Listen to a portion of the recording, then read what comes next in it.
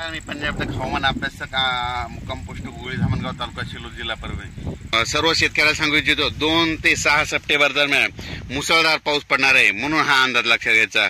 आणि परत एक सांगणार आहे, फक्त पूर्व विदर्भाकडे सुरू होणार आहे म्हणून हा अंदाज लक्षात घ्यायचा।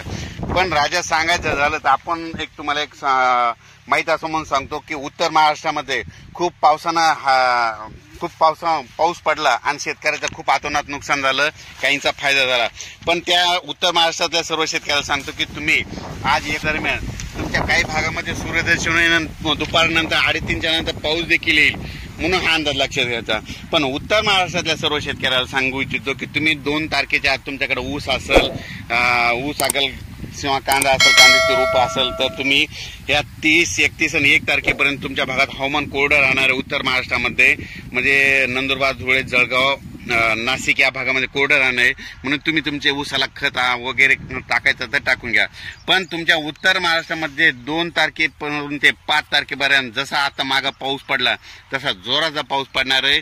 पुन्हा गोदावरीला पाणी येणार आहे, पुन्हा ते गोदावरीला पाणी आल्याच्या नंतर पुन्हा ते जायकवाडीकडे पाणी जाणार आहे, पुन्हा जायकवाडीची पाण्याची पातळी वाढणार आहे, म्हणून हे अंदाज लक्षात घ्यायचा। आज सांगायचं झालं तर जायकवाडी धरण जवळपास 70% भरले। आपण मागच्या अंदाजात सांगितलं होतं की राज्यामध्ये 1 सप्टेंबर पर्यंत 50च्या पुढे जाईल आणि त्याच्यानंतर दुसरा अंदाज दिला की 80 पर्यंत जाईल।